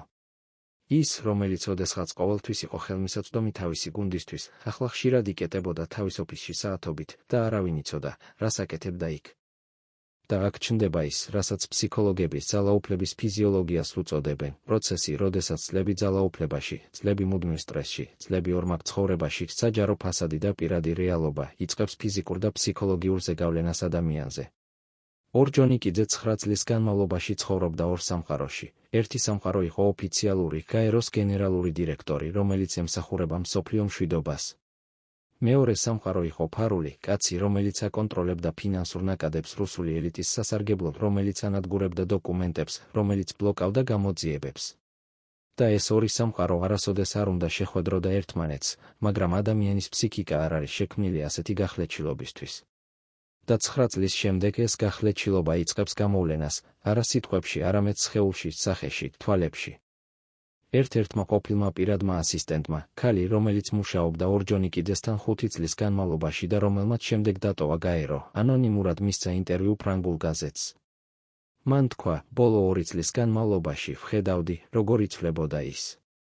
ის იწყებდა სამუშაო დღეს 9 საათზე დილით და ხშირად რჩებოდა ოფისში 9 საათამდე საღამოს. მაგრამ ეს არ იყო იმიტომ, რომ ჰქონდა ბევრი სამუშაო, ეს იყო იმიტომ, რომ ის არ სურდა სახლში წასვლა. ის არ სურდა დარჩენა მარტო თავის აზრებთან. ის სვამდა ყავას 10-12 ჩიქა დღეში. ის არ ჭამდა ლანჩს, ამბობდა, რომ არ ჰქონდა დრო. ის იღებდა ზარებს რუსეთიდან, ზარები, რომლებიც ყოველთვის იყო კონფიდენციალური და რომლის შემდეგაც ის ყოველთვის გამოიყურებოდა უფრო დაძაბული. და ის იწყებდა დავიწყებას მცირე რამეები, როგორიცაა შეხვედრების დრო, ან სახელები, ან რა თქვა წინა დღეს. ეს არ იყო ნორმალური დავიწყება, ეს იყო ის, რასაც ფსიქოლოგები ქრონიკული სტრესის კოგნიტურ დაქვეითებას უწოდებენ. და ახლა წარმოიდგინეთ ეს სურათი, კაცი, რომელიც 9 წლის განმავლობაში აკონტროლებდა $2 მილიარდ მეტს, კაცი, რომელიც იყო ერთ-ერთი ყველაზე ძლიერი ფიგურა საერთაშორისო დიპლომატიაში, ახლა ნელ-ნელა იშლება, არა პოლიტიკურად, არამედ ფიზიკურად და ფსიქოლოგიურად. და კითხვა, რომელიც ჩნდება, რატომ? რა იყო ის, რაც ასე აწუხებდა მას? რა იყო ის, რაც არ აძლევდა მას ცილის საშუალებას? რა იყო ის, რაც აიძულებდა მას, დარჩენილიყო ოფისში საღამოს 9 საათამდე, თითქოს ის ცდილობდა გაქცევას რაღაცისგან? ოფიციალური პასუხი არასოდეს არ იქნება. მაგრამ თუ ვიმსჯელებთ ლოგიკურად, თუ ხედავთ, რა ხდებოდა იმ პერიოდში, დოკუმენტების განადგურება, ციფრული ჩანაწერების წაშლა, შიდა მამხილებლების დუმილება, მაშინ შეიძლება ვივარაუდოთ, რომ ორჯონიკიძე იცოდა, კედელი უახლოვდება. ის იცოდა, რომ სისტემა, რომელიც მან ააშენა, არ შეიძლება გაგრძელდეს უსასრულოდ. ის იცოდა, რომ ადრე თუ გვიან ვიღაც დაიწყებს კითხვების დასმას, კითხვები, რომლებზეც პასუხი შეიძლება გახდეს მისი დასასრული. და სწორედ ამ პერიოდში 2010 წლის შემოდგომაზე მოხდა რაღაც, რაც შეიძლება იყოს გადამწყვეტი მომენტი. გაეროს შიდა ზედამხედველობის ოფისმა, ორგანო, რომელიც თეორიულად დამოუკიდებელია და რომელიც ატარებს შიდა გამოძიებებს, მიიღო ანონიმური ჩივილი ჟენევის ოფისის ფინანსური მენეჯმენტის შესახებ. ჩივილი იყო დეტალური, ის შეიცავდა კონკრეტულ ხელშეკრულებების ნომრებს, კონკრეტულ თანხებს, კონკრეტულ კომპანიების სახელებს. ის ამტკიცებდა, რომ ტენდერები იყო მორგებული, რომ ფასები იყო გაბერილი, რომ კონტრაქტორები იყო დაკავშირებული რუსულ ელიტასთან. შიდა ზედამხედველობის ოფისმა, თავისი პროცედურების მიხედვით, უნდა დაეწყო ფორმალური გამოძიება. მაგრამ რაც მოხდა შემდეგ იყო საინტერესო, გამოძიება დაიწყო, მაგრამ ის დაიწყო ისე ნელა, ისე ფორმალურად, ისე ბიუროკრატიულად, რომ პრაქტიკულად არაფერი მოხდა. გამომძიებლებმა მოითხოვეს დოკუმენტები, რომლებიც, როგორც ჩვენ უკვე ვიცით, უკვე იყო განადგურებული ან დაზიანებული. გამომძიებლებმა მოითხოვეს ინტერვიუები, რომლებიც ჩატარდა, მაგრამ ყველა ინტერვიუირებული ამბობდა, ყველაფერი იყო სტანდარტული პროცედურების მიხედვით. გამომძიებლებმა მოითხოვეს ფინანსური ანალიზი, რომელიც ჩატარდა, მაგრამ რომელიც დაასკვნა, არ არის საკმარისი მტკიცებულება დარღვევების დასადასტურებლად. და 2011 წლის მარტში გამოძიება ოფიციალურად დაიხურა დასკვნით, ჩივილში მითითებული ბრალდებები არ დადასტურდა. ზოგიერთი პროცედურული ხარვეზი იქნა აღმოჩენილი, მაგრამ ისინი არ წარმოადგენს სერიოზულ დარღვევას. რეკომენდაციები გაიცა პროცედურების გაუმჯობესებისთვის. ეს იყო სრულყოფილი დასკვნა, ფორმალურად კორექტული, მაგრამ არსებითად უშინაარსო. და ადამიანი, რომელმაც გააკეთა ანონიმური ჩივილი, ადამიანი, რომელიც შესაძლოა იყო ერთ-ერთი იმ არქივარიუსებიდან, ანეთ სპეციალისტებიდან, ან ფინანსური ანალიტიკოსებიდან, რომლებმაც ნახეს, რა ხდებოდა, დარჩა უხმო, უსახელო და შესაძლოა დაშინებული. რადგან ის ნახა, რომ სისტემა იცავს საკუთარ თავს, არა ძალადობით, არა აშკარა რეპრესიებით, არამედ ბიუროკრატიული პროცედურებით, რომლებიც ქმნიან ილუზიას ანგარიშვალდებულებისა, მაგრამ რეალურად უზრუნველყოფენ დაუსჯელობას. და ახლა წარმოიდგინეთ, რა იგრძნო სერგეი ორჯონიკიძემ, როდესაც მან გაიგო, რომ გამოძიება დაიხურა. შესაძლოა ის იგრძნო შვება, რომ საფრთხე გაიარა, რომ სისტემა კვლავ მუშაობდა, რომ ის კვლავ იყო დაცული. მაგრამ შესაძლოა ის ასევე იგრძნო რაღაც სხვა გრძნობა, რომ ეს არ შეიძლება გაგრძელდეს უსასრულოდ, რომ ყოველი ახალი ჩივილი, ყოველი ახალი გამოძიება, ყოველი ახალი მამხილებელი არის ახალი რისკი, და რომ ადრე თუ გვიან, ერთ-ერთი ამ რისკებიდან შეიძლება გახდეს ის, რაც ვეღარ შეჩერდება. და შესაძლოა, სწორედ ამიტომ 2011 წლის მარტში სერგეი ორჯონიკიძემ გამოაცხადა, რომ ისტოვებს თავის პოსტს, არა იმიტომ, რომ იძულებული იყო, არამედ იმიტომ, რომ ის თავად გადაწყვიტა, რომ დრო მოვიდა წასვლის. ოფიციალურად ის წავიდა პირადი მიზეზების გამო. მაგრამ ადამიანები, რომლებიც იცნობდნენ მას, ამბობდნენ, რომ რეალური მიზეზი იყო სხვა. ის იცოდა, რომ ციკლი მთავრდებოდა, რომ ის გააკეთა ყველაფერი, რაც შეეძლო, რომ დრო იყო დაბრუნება მოსკოვში, სადაც ის იქნებოდა უფრო დაცული, სადაც რუსული სისტემა უზრუნველყოფდა მის იმუნიტეტს, სადაც ის შეეძლო დაეთმო თავისი ცხოვრების შემდეგი თავი, არა როგორც საერთაშორისო დიპლომატი, არამედ როგორც რუსული პროპაგანდისტი, როგორც კრემლის ხმა, როგორც ადამიანი, რომელიც ახლა ემსახურებოდა არა გლობალურ სისტემას, არამედ ეროვნულ ელიტას. და სწორედ ეს მოხდა. 2012 წელს, ერთი წლის შემდეგ, რაც სერგეი ორჯონიკიძემ დატოვა ჟენევა და დაბრუნდა მოსკოვში, მოხდა რაღაც, რაც შეიძლება ჩაითვალოს ამ მთელი ისტორიის ფინალურ გამოცხადებად. მოსკოვის ცენტრში, ერთ-ერთ ელიტურ უბანში, სადაც კვადრატული მეტრი ღირს $15,000 გაიხსნა ახალი ბიზნეს ცენტრი, შენობა, რომელიც აშენდა მინისა და ფოლადისგან, რომელიც ჰქონდა კერძო პარკინგი 100 ადგილით, რომელიც ჰქონდა სპას ცენტრი, რესტორანი, კონფერენციის დარბაზები. და ამ შენობის ერთ-ერთ ოფისი, რომელიც იყო მე-6 სართულზე, ფანჯრებით, რომლებიც უყურებდნენ კრემლის კოშკებს, განთავსდა ახალი საკონსულტაციო კომპანია. კომპანიის სახელი იყო ნეიტრალური, ბუნდოვანი, რაღაც, რაც შეიძლებოდა ნიშნავდეს ყველაფერს და არაფერს. მაგრამ კომპანიის დირექტორთა საბჭოში იყო სახელები, რომლებიც იყო ძალიან კონკრეტული, ყოფილი რუსეთის საგარეო საქმეთა სამინისტროს მაღალჩინოსნები, ყოფილი გაეროს თანამშრომლები და ადამიანები, რომლებიც იყვნენ დაკავშირებული იმ რუსულ კომპანიებთან, რომლებმაც მოიგეს ტენდერები ჟენევაში ორჯონიკიძის დროს.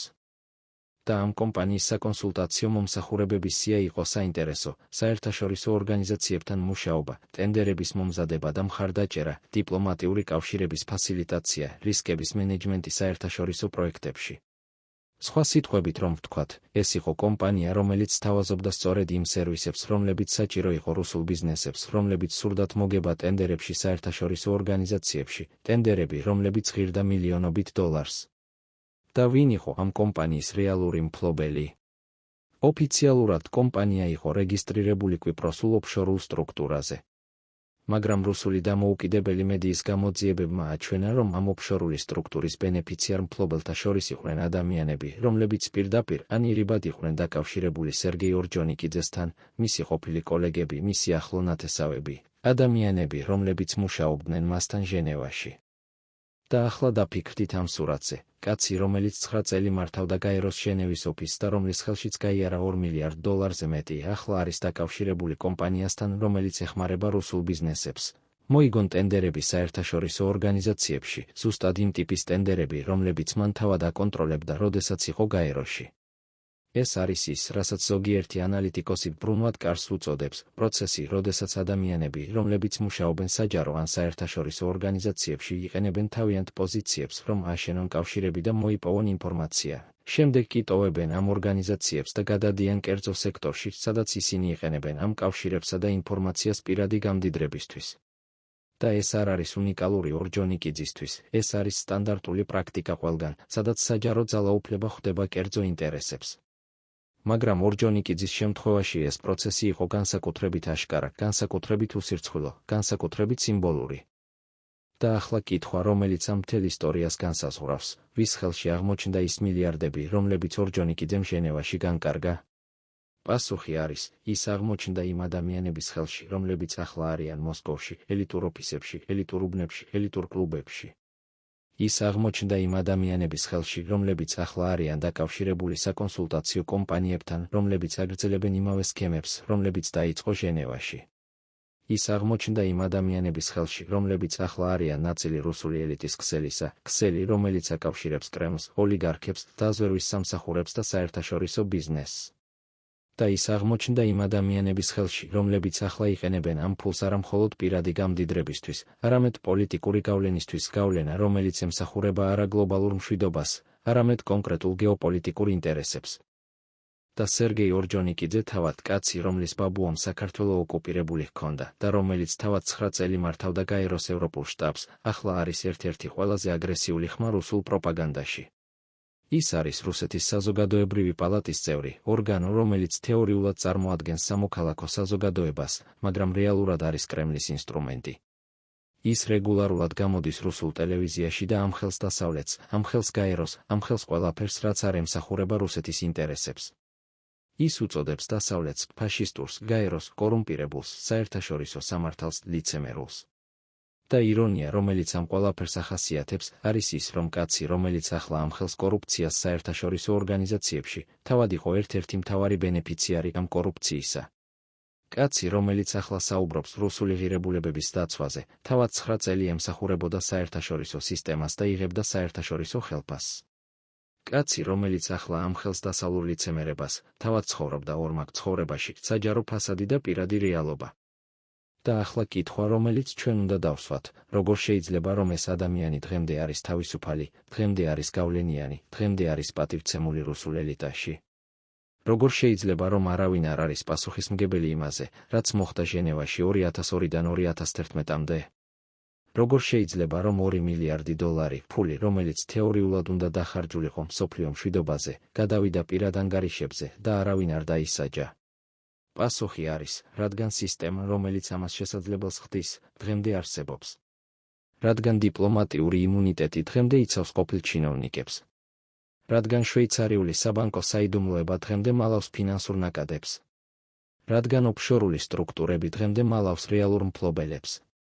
და რადგან გეოპოლიტიკური ინტერესები დღემდე უზრუნველყოფს, რომ არავინ ნამდვილად არ სურს ამ სისტემის გამოძიებას, რადგან ეს შეარყევს მთელ გლობალურ წესრიგს, რომელიც აშენებულია არა სამართლიანობაზე, არამედ ძალაუფლების ბალანსზე. და სწორედ ამიტომ სერგეი ორჯონიკიძის ისტორია არ არის მხოლოდ ერთი კაცის ისტორია. ეს არის სისტემის ისტორია, სისტემა, რომელიც აძლევს საშუალებას ადამიანებს გამოიყენონ საჯარო ძალაუფლება პირადი გამდიდრებისთვის, სისტემა, რომელიც იცავს მათ ანგარიშვალდებულებისგან, სისტემა, რომელიც აგრძელებს მუშაობას თაობიდან თაობაში, ქვეყნიდან ქვეყანაში, ორგანიზაციიდან ორგანიზაციაში. და სანამ ეს სისტემა არსებობს, სანამ ჩვენ არ ვიბრძვით არა მხოლოდ ინდივიდუალური კორუფციის წინააღმდეგ, არამედ სისტემური კორუფციის წინააღმდეგ, ეს ისტორია გაიმეორება, ისევ და ისევ სხვადასხვა სახელებით, მაგრამ ერთი და იმავე არსით. და კითხვა, რომელიც ჩვენ უნდა დავსვათ საკუთარ თავს, არის, ვართ თუ არა ჩვენ მზად ვიბრძვით ამ სისტემის წინააღმდეგ? ვართ თუ არა ჩვენ მზად მოვითხოვოთ რეალური ანგარიშვალდებულება, არა მხოლოდ სიტყვებში, არამედ საქმეში? ვართ თუ არა ჩვენ მზად დავინახოთ, რომ პრობლემა არ არის მხოლოდ ერთი კორუმპირებული ჩინოვნიკი, არამედ მთელი სტრუქტურა, რომელიც ქმნის და იცავს ასეთ ჩინოვნიკებს? თუ პასუხი არის დიახ, მაშინ ჩვენ უნდა დავიწყოთ არა ბოლოდან, არამედ დასაწყისიდან, არა ინდივიდებიდან, არამედ სისტემიდან, რომელიც ქმნის მათ. ფინალური ნაწილი, თავები 10, 12 ფინალი. 2011 წლის აპრილში, როდესაც სერგეი ორჯონიკიძე უკვე ოფიციალურად დატოვებული ჰქონდა ჟენევა და ემზადებოდა საბოლოო დაბრუნებისთვის მოსკოვში, მოხდა რაღაც, რაც არასოდეს მოხდა საერთაშორისო მედიის ყურადღების ცენტრში, მაგრამ რომელიც შეიძლება იყოს ამ მთელი ისტორიის ყველაზე გამომხატველი ეპიზოდი. ჟენევის ერთ-ერთ კერძო კლინიკაში, კლინიკა, რომელიც ცნობილია იმით, რომ ემსახურება დიპლომატიურ კორპუსს და საერთაშორისო ორგანიზაციების მაღალჩინოსნებს, ჩაიწერა პაციენტი, რომლის სახელი ოფიციალურ ჩანაწერებში არ გამჟღავნდა, მაგრამ რომელიც კლინიკის თანამშრომლების ანონიმური ჩვენებით იყო ძალიან მაღალი რანგის გაეროს ყოფილი ჩინოვნიკი. ამ პაციენტს ჰქონდა სიმპტომები, რომლებიც ექიმებმა აღწერეს, როგორც ქრონიკული სტრესის ფიზიოლოგიური გამოვლინებები, მაღალი არტერიული წნევა, გულის არითმია, ძილის მძიმე დარღვევები, წონის მკვეთრი დაკლება, პაციენტს ჩაუტარდა სრული გამოკვლევა, რომელმაც აჩვენა, რომ მისი ორგანიზმი იყო ისეთ მდგომარეობაში, რომელიც ჩვეულებრივ ჩანს ადამიანებში, რომლებიც გადიან ექსტრემალურ ფსიქოლოგიურ დატვირთვას, ომის ვეტერანები, კატასტროფის გადარჩენილები, ადამიანები, რომლებიც ცხოვრობენ მუდმივ შიშში. ექიმმა, რომელიც მკურნალობდა ამ პაციენტს, შვეიცარიელი კარდიოლოგი, რომელსაც 30 წლიანი გამოცდილება ჰქონდა, შემდეგ ანონიმურად უთხრა მედიცინურ ჟურნალისტს. ეს იყო კლასიკური შემთხვევა იმისა, რასაც ჩვენ ვუწოდებთ ძალაუფლების სინდრომს, მდგომარეობა, როდესაც ადამიანი წლების განმავლობაში ცხოვრობს ორმაგ რეალობაში, როდესაც ის ყოველდღიურად უნდა ინარჩუნებდეს ფასადს, რომელიც არ შეესაბამება მის შიდა რეალობას. ეს ქმნის მუდმივ ფსიქოლოგიურ დაძაბულობას, რომელიც საბოლოოდ გამოვლინდება ფიზიკურ სიმპტომებში. ამ პაციენტის შემთხვევაში სიმპტომები იყო ისეთი მძიმე, რომ მე გავაფრთხილე, თუ არ შეცვლი ცხოვრების წესს, თუ არ შეამცირებს სტრესს, შენი გული ვერ გაძლებს კიდევ 5 წელს. და პაციენტმა რა უპასუხა? ექიმმა თქვა, ის უბრალოდ გაიღიმა, ისეთი ღიმილი, რომელიც არ აღწევდა თვალებამდე, და თქვა, ექიმო, ჩემი გული უკვე გაუძლო იმას, რაც არ უნდა გაეძლო. ახლა უბრალოდ დრო მჭირდება, რომ დავასრულო ის, რაც დავიწყე. რას ნიშნავდა ეს ფრაზა, დავასრულო ის, რაც დავიწყე? ოფიციალური პასუხი არასოდეს იქნება. მაგრამ თუ ვიმსჯელებთ იმაზე, რაც მოხდა შემდეგ, როგორ დაბრუნდა ორჯონიკიძე მოსკოვში, როგორ შეუერთდა რუსეთის საზოგადოებრივ პალატას, როგორ გახდა ერთ-ერთი ყველაზე აგრესიული ხმა პუტინის რეჟიმის პროპაგანდაში, მაშინ შეიძლება ვივარაუდოთ, რომ დასრულება ნიშნავდა არა უბრალოდ კარიერის შემდეგ ეტაპს, არამედ რაღაც უფრო ღრმას, ტრანსფორმაციას საერთაშორისო ბიუროკრატიდან ეროვნულ იდეოლოგად, ადამიანად, რომელიც ახლა აღარ ემსახურება გლობალურ სისტემას, არამედ იყენებს თავის გამოცდილებას ამ სისტემის წინააღმდეგ. და ეს ტრანსფორმაცია არ იყო უბრალოდ პოლიტიკური, ეს იყო ფსიქოლოგიური, თითქმის ეგზისტენციალური. კაცი, რომელიც 9 წელი ცხოვრობდა ორმაგ რეალობაში, ახლა ირჩევდა ერთ რეალობას, სადაც ის აღარ იყო ვალდებული, ეთამაშა დიპლომატიური თამაში, სადაც ის შეეძლო ყოფილიყო ღია, აგრესიული, უკომპრომისო. და ახლა წარმოიდგინეთ ეს სცენა. 2012 წლის ივნისში, მოსკოვის ცენტრში, რუსეთის საზოგადოებრივი პალატის შენობაში, სადაც კედლებზე კიდია პორტრეტები რუსი პატრიოტებისა, ადამიანები, რომლებიც თეორიულად წარმოადგენენ სამოქალაქო საზოგადოებას, მაგრამ რეალურად არიან კრემლის ხმა, სერგეი ორჯონიკიძე გამოდის პირველ საჯარო გამოსვლაზე თავისი ახალი როლით. ის დგას ტრიბუნაზე, მის უკან არის რუსეთის დროშა, მის წინ არის ჟურნალისტები, ძირითადად რუსული სახელმწიფო მედია და ის იწყებს საუბარს. მაგრამ ეს აღარ არის ის ორჯონიკიძე, რომელიც ჟენევაში საუბრობდა დიპლომატიურ ენაზე, ფრთხილად, გაწონასწორებულად. ეს არის ახალი ორჯონიკიძე, კაცი, რომელიც საუბრობს მკვეთრად, აგრესიულად, ემოციურად. ის ამხელს დასავლეთს როგორც ლიცემერულ სისტემას, რომელიც იყენებს საერთაშორისო ორგანიზაციებს თავისი გეოპოლიტიკური ინტერესებისთვის. ის ამხელს გაეროს როგორც კორუმპირებულ ბიუროკრატიას, რომელიც დაკარგა თავისი თავდაპირველი მისია. ის ამხელს შვეიცარიას როგორც ფულის გათეთრების ცენტრს, სადაც დასავლური ელიტა მალავს თავის ქურდულ ქონებას. და ირონია, რომელიც ამ ყველაფერს ახასიათებს, არის ის, რომ ყველაფერი, რასაც ის ამბობს, არის სიმართლე, მაგრამ არა სრული სიმართლე. დიახ, საერთაშორისო ორგანიზაციები ხშირად გამოიყენება გეოპოლიტიკური ინტერესებისთვის. დიახ, გაეროში არსებობს კორუფცია. დიახ, შვეიცარია არის ფინანსური საიდუმლოების ცენტრი.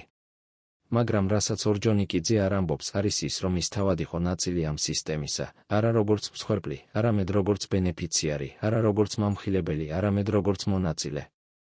ის არ ამბობს, რომ 9 წლის განმავლობაში ის თავად აკონტროლებდა ფინანსურ ნაკადებს, რომლებიც მიდიოდა რუსულ კომპანიებისკენ. ის არ ამბობს, რომ ის თავად ნიშნავდა ადამიანებს, რომლებიც უზრუნველყოფდნენ, რომ ტენდერები იგებდნენ წინასწარ შერჩეული კონტრაქტორები. ის არ ამბობს, რომ ის თავად იყო ნაწილი იმ ქსელისა, რომელიც აკავშირებდა კრემლს, ოლიგარქებს და საერთაშორისო ბიუროკრატიას. და სწორედ ეს არის ყველაზე საშიში ამ ტიპის პროპაგანდაში. ის იყენებს რეალურ პრობლემებს, პრობლემები, რომლებიც ნამდვილად არსებობს, რომ დამალოს საკუთარი როლი ამ პრობლემების შექმნაში. და ახლა დაფიქრდით ამ პარადოქსზე. კაცი, რომელიც ახლა ამხელს კორუფციას საერთაშორისო ორგანიზაციებში, თავად იყო ერთ-ერთი მთავარი აგენტი ამ კორუფციისა. კაცი, რომელიც ახლა საუბრობს რუსული ღირებულებების დაცვაზე, თავად 9 წელი ემსახურებოდა საერთაშორისო სისტემას და იღებდა საერთაშორისო ხელფასს. კაცი, რომელიც ახლა ამხელს დასავლურ ლიცემერებას, თავად ცხოვრობდა ორმაგ ცხოვრებაში, საჯარო ფასადი და პირადი რეალობა. ეს არის ის, რასაც ფსიქოლოგები პროექციას უწოდებენ, პროცესი, როდესაც ადამიანი აბრალებს სხვებს იმაში, რაც თავად არის დამნაშავე. მაგრამ ეს არ არის უბრალოდ ფსიქოლოგიური მექანიზმი, ეს არის პოლიტიკური სტრატეგია, საუკეთესო დაცვა არის თავდასხმა, საუკეთესო გზა, დამალო საკუთარი დანაშაული, არის ბრალდება სხვების იმავე დანაშაულში. და ეს სტრატეგია მუშაობს. რუსულ მედიაში, სადაც ორჯონიკიძე ახლა რეგულარულად გამოდის, ის არის წარმოდგენილი როგორც გამოცდილი დიპლომატი, რომელმაც ნახა საერთაშორისო სისტემის შიდა სიმართლე და ახლა გვიზიარებს მას. ის არის წარმოდგენილი როგორც პატრიოტი, რომელიც დატოვა კომფორტული კარიერა დასავლეთში, რომ დაბრუნებულიყო რუსეთში და ემსახურა თავის ქვეყანას. ის არის წარმოდგენილი როგორც მამხილებელი, რომელიც ამხელსდასავლური ელიტის ორმაგ სტანდარტებს. მაგრამ რეალურად ის არის არა მამხილებელი, არამედ მანიპულატორი, ადამიანი, რომელიც იყენებს რეალურ პრობლემებს, რომ გადაიტანოს ყურადღება საკუთარი წარსულიდან, რომელიც იყენებს ანტიდასავლურ რიტორიკას, რომ გაამართლოს საკუთარი ქმედებები, რომელიც იყენებს პატრიოტულ ენას, რომ დამალოს პირადი გამდიდრება. 2014 წელს 3 წლის შემდეგ, რაც ორჯონიკიძემ დატოვა ჟენევა, მოხდა რაღაც, რაც შეიძლება ჩაითვალოს ამ მთელი ისტორიის ყველაზე სიმბოლურ მომენტად. ჟენევაში ერთა სასახლის ერთ-ერთ დარბაზში გაიმართა კონფერენცია, რომელიც ეძღვნებოდა გამჭვირვალობას და ანგარიშვალდებულებას საერთაშორისო ორგანიზაციებში. კონფერენციაზე მოსაუბრეები იყვნენ გაეროს მაღალჩინოსნები, დამოუკიდებელი აუდიტორები, სამოქალაქო საზოგადოების წარმომადგენლები. ისინი საუბრობდნენ იმაზე, თუ როგორ უნდა გაუმჯობესდეს ფინანსური კონტროლი, როგორ უნდა გახდეს ტენდერები უფრო გამჭვირვალე, როგორ უნდა შეიქმნას მექანიზმები, რომლებიც დაიცავს მამხილებლებს. ყველაფერი იყო ფორმალურად სწორი, პრეზენტაციები, რეკომენდაციები, რეზოლუციები. მაგრამ დარბაზში იყო ერთი ადამიანი, ყოფილი გაეროს თანამშრომელი, რომელიც მუშაობდა ჟენევის ოფისში ორჯონიკიძის დროს და რომელიც ახლა იყო დამოუკიდებელი კონსულტანტი, რომელიც უსმენდა ამ ყველაფერს და ფიქრობდა, ეს ყველაფერი უკვე ითქვა 10 წლის წინ. და 5 წლის წინ. და 2 წლის წინ. მაგრამ არაფერი არ შეცვლილა. რადგან პრობლემა არ არის ის, რომ ჩვენ არ ვიცით, რა უნდა გაკეთდეს. პრობლემა არის ის, რომ ადამიანები, რომლებსაც აქვთ ძალაუფლება, რომ გააკეთონ ეს, არ სურთ ამის გაკეთება, რადგან ისინი თავად არიან ბენეფიციარები იმ სისტემისა, რომელიც უნდა შეიცვალოს. და ამ ადამიანმა, კონფერენციის შემდეგ, მივიდა ერთ-ერთ მოსაუბრესთან, გაეროს შიდა ზედამხედველობის ოფისის წარმომადგენელთან და უთხრა, მე ვიმუშავე ჟენევის ოფისში 2005-დან 2009-მდე. მე ვნახე, რა ხდებოდა. მე ვცადე, ამეღო ხმა. მაგრამ არავინ არ მოусმინა. და ახლა, 10 წლის შემდეგ, თქვენ აქ დგახართ და საუბრობთ გაუმჯობესებაზე, რეფორმებზე, ანგარიშვალდებულებაზე. მაგრამ სად არის ანგარიშვალდებულება იმაზე, რაც უკვე მოხდა? სად არის გამოძიება იმ 2 მილიარდი დოლარის შესახებ, რომელიც გაიარა ჟენევის ოფისში ორჯონიკიძის დროს? სად არის პასუხისმგებლობა იმ ადამიანებისთვის, რომლებმაც გამოიყენეს სისტემა პირადი გამდიდრებისთვის? თუ თქვენ არ შეგიძლიათ პასუხი გასცეთ ამ კითხვებზე, მაშინ ყველა თქვენი საუბარი რეფორმებზე არის უბრალოდ ცარიელი სიტყვები. და გაეროს წარმომადგენელმა რა უპასუხა? ის უპასუხა, ჩვენ ვესმით თქვენს შეშფოთებას.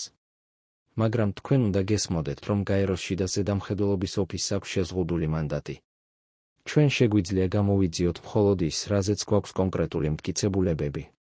და თუ მტკიცებულებები განადგურებულია, ან თუ ისინი არის დაცული დიპლომატიური იმუნიტეტით, ან თუ ისინი არის გარეთ ჩვენი იურისდიქციისა, მაშინ ჩვენ ვერაფერს გავაკეთებთ.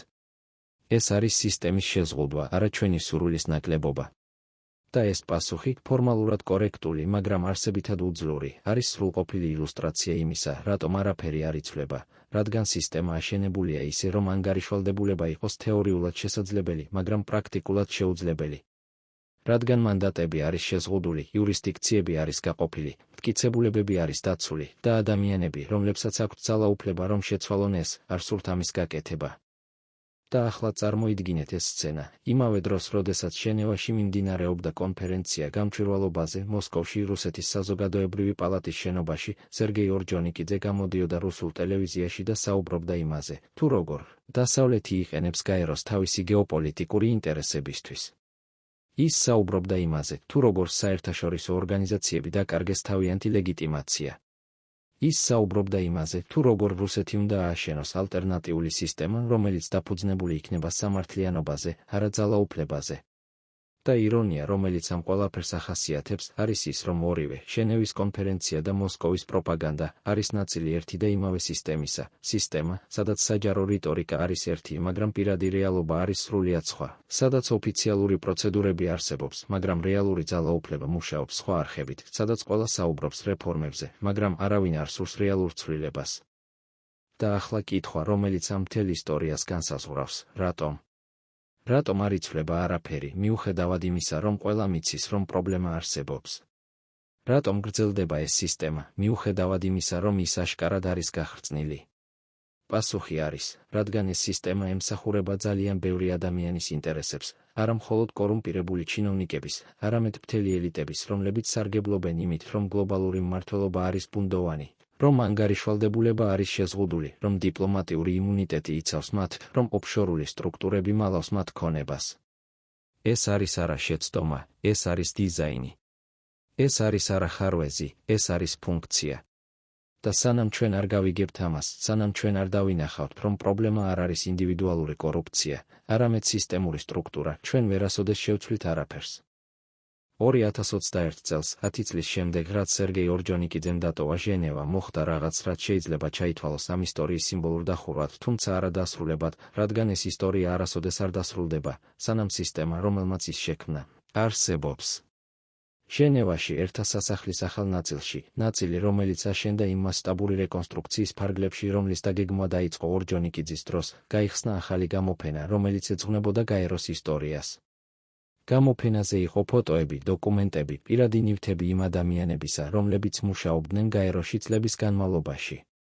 და ერთ-ერთ ვიტრინაში, სხვა ათობით ფოტოს შორის იყო ფოტო სერგეი ორჯონიკიძისა, ფოტო, სადაც ის დგას ერთა სასახლის ტერასაზე, მის უკან არის ჟენევის ტბა და ალპების მწვერვალები, და ის ღიმილობს, ის დიპლომატიური, კონტროლირებადი ღიმილი, რომელიც არ აღწევს თვალებამდე. ფოტოს ქვეშ არის წარწერა, სერგეი ორჯონიკიძე, გაეროს ჟენევის ოფისის გენერალური დირექტორი, 2002-2011. მისი ხელმძღვანელობის პერიოდში ჟენევის ოფისმა გააფართოვა თავისი საერთაშორისო თანამშრომლობა და დაიწყო ისტორიული შენობის რეკონსტრუქციის დაგეგმვა. და ეს წარწერა, ფორმალურად კორექტული, მაგრამ არსებითად არასრული, არის სრულყოფილი მეტაფორა იმისა, თუ როგორ იწერება ისტორია, ის, რაც ოფიციალურად ფიქსირდება, არის მხოლოდ ზედაპირი, მხოლოდ ფასადი. რეალური ისტორია, ის, რაც ხდებოდა ფასადის უკან, არასოდეს არ მოხდება ოფიციალურ ჩანაწერებში, არასოდეს არ გამოჩნდება მუზეუმის ვიტრინებში. და ადამიანები, რომლებიც ნახავენ ამ ფოტოს 10, 20, 40 წლის შემდეგ იფიქრებენ, აი ეს იყო გაეროს გენერალური დირექტორი, ადამიანი, რომელიც ემსახურებოდა მსოფლიო მშვიდობას. ისინი არ იცოდნენ, თუ არავინ არ უამბობს მათ, რომ ეს იყო ასევე ადამიანი, რომლის ხელშიც გაიარა $2 მილიარდზე მეტი და რომლის დროს რუსული კომპანიების მიერ მოგებული ტენდერების რაოდენობა გაიზარდა 4-ჯერ. და რომლის დროს დოკუმენტები იწყო გაქრობას არქივებიდან და რომელიც ახლა არის ერთ-ერთი ყველაზე აგრესიული ხმა რუსულ პროპაგანდაში. და აქ ჩნდება ის, რასაც ისტორიკოსები ისტორიის პოლიტიკას უწოდებენ, პროცესი, როდესაც ის, რაც ფიქსირდება როგორც ისტორია, არის არაობიექტური რეალობა, არამედ შედეგი იმისა, თუ ვინ აკონტროლებს ნარატივს, ვინ წერს ტექსტებს, ვინ ირჩევს, რა უნდა დაიმახსოვროს და რა უნდა დაივიწყოს. და ორჯონიკიძის შემთხვევაში ოფიციალური ნარატივი, ის, რაც დარჩება გაეროს არქივებში, ის, რაც გამოჩნდება მუზეუმის გამოფენებზე, არის ნარატივი წარმატებული კარიერისა, საერთაშორისო თანამშრომლობისა, პროფესიონალური მომსახურებისა. მაგრამ რეალური ნარატივი, ის, რაც ხდებოდა ფასადის უკან, არის ნარატივი სისტემური კორუფციისა, დოკუმენტების განადგურებისა, ფინანსური მანიპულაციისა და იმისა, თუ როგორ გამოიყენა ერთმა ადამიანმა საერთაშორისო ორგანიზაცია პირადი და პოლიტიკური გამდიდრებისთვის. და კითხვა, რომელიც ჩვენ უნდა დავსვათ, არის, რომელი ნარატივი გაიმარჯვებს? რომელი ნარატივი დარჩება ისტორიაში? და ვინ გადაწყვეტს ამას? ოფიციალური პასუხი იქნება, ისტორია გადაწყვეტს. მაგრამ რეალური პასუხი არის, ჩვენ გადავწყვეტ, ჩვენ, ვინც ვკითხულობთ, წერთ, ვსაუბრობთ, ვიძიებთ. თუ ჩვენ დავდუმდებით, თუ ჩვენ მივიღებთ ოფიციალურ ნარატივს კითხვების გარეშე, თუ ჩვენ არ მოვითხოვთ რეალურ ანგარიშვალდებულებას, მაშინ ის, რაც დარჩება, იქნება მხოლოდ ფასადი. მაგრამ თუ ჩვენ გავაგრძელებთ კითხვების დასმას, თუ ჩვენ გავაგრძელებთ ძიებას, თუ ჩვენ გავაგრძელებთ საუბარს იმაზე, რაც ხდებოდა ფასადის უკან, მაშინ შესაძლოა, ერთ დღეს რეალური ისტორია გახდეს ოფიციალური ისტორია. და მხოლოდ მაშინ შეიძლება რაიმე შეიცვალოს. ფინალი. 2023 წელს 12 წლის შემდეგ, რაც სერგეი ორჯონიკიძემ დატოვა ჟენევა, მოხდა რაღაც, რაც შეიძლება ჩაითვალოს ამ ისტორიის უკანასკნელ აქტად, თუმცა არა ფინალურად, რადგან ფინალი ჯერ არ დამწერილა. მოსკოვში ერთ-ერთ ელიტურ რესტორანში, სადაც ერთი სადილი ღირს საშუალო რუსი მოქალაქის თვითმხილფას შეიკრიბნენ ადამიანები, ყოფილი დიპლომატები, ბიზნესმენები, რომლებიც დაკავშირებული არიან საერთაშორისო ტენდერებთან და რამდენიმე ახალგაზრდა, რომლებიც ახლა იწყებენ კარიერას რუსეთის საგარეო საქმეთა სამინისტროში. ეს იყო არაფორმალური შეხვედრა, ის ტიპის შეხვედრა, რომელიც არასოდეს არ ფიქსირდება ოფიციალურ დღესწესრიგში, მაგრამ სადაც რეალურად გადადის ცოდნა, კავშირები, სტრატეგიები. და ერთ-ერთი მოხუცი კაცი, რომლის სახელი ყველასთვის ცნობილი იყო, მაგრამ რომელიც იშვიათად გამოდიოდა საჯაროდ, უთხრა ახალგაზრდებს: თქვენ შედიხართ სისტემაში, რომელიც აშენებულია არა წესებზე, არამედ ურთიერთობებზე. და იმახსოვრეთ, ოფიციალური პროცედურები არის იმისთვის, რომ დააკმაყოფილოთ საჯარო აზრი. მაგრამ რეალური გადაწყვეტილებები მიიღება სხვაგან, შეხვედრებზე, როგორიც ეს არის, სადაც ადამიანები, რომლებიც იცნობენ ერთმანეთს, ენდობიან ერთმანეთს, ემსახურებიან ერთმანეთს. და ეს სიტყვები თითქმის იდენტური იმ სიტყვებთან, რომლებიც შესაძლოა ითქვა ჟენევაში 2002 წელს, როდესაც სერგეი ორჯონიკიძე იწყებდა თავის მმართველობას, არის დადასტურება იმისა, რომ ციკლი გრძელდება. ახალი თაობა შედის სისტემაში, სწავლობს იმავე წესებს, იყენებს იმავე მეთოდებს, აგრძელებს იმავე პრაქტიკას. და ის, რაც მოხდა ჟენევაში 2002-დან 2011-მდე არ იყო გამონაკლისი, ეს იყო მაგალითი, ილუსტრაცია, ერთი ეპიზოდი უფრო დიდ ისტორიაში, რომელიც გრძელდება დღემდე და რომელიც გაგრძელდება მომავალშიც, თუ არაფერი არ შეიცვლება.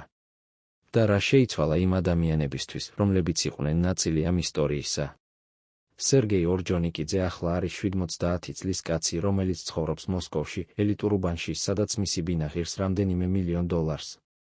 ის აგრძელებს გამოსვლას რუსულ მედიაში, აგრძელებს მუშაობას რუსეთის საზოგადოებრივ პალატაში, აგრძელებს ემსახურება იმ სისტემას, რომელმაც მას მოუტანა სიმდიდრე და გავლენა. მისი ჯანმრთელობა, რომელიც 10 წლის წინ იყო საეჭვო, შესაძლოა გაუმჯობესდა, ან შესაძლოა არა, მაგრამ ის აგრძელებს ფუნქციონირებას, აგრძელებს საუბარს, აგრძელებს იმ როლის თამაშს, რომელიც მას ახლა აქვს. და ის არასოდეს არ დაისაჯა, არასოდეს არ გამოიძიეს, არასოდეს არ მოეთხოვა ანგარიშვალდებულება იმაზე, რაც მოხდა ჟენევაში.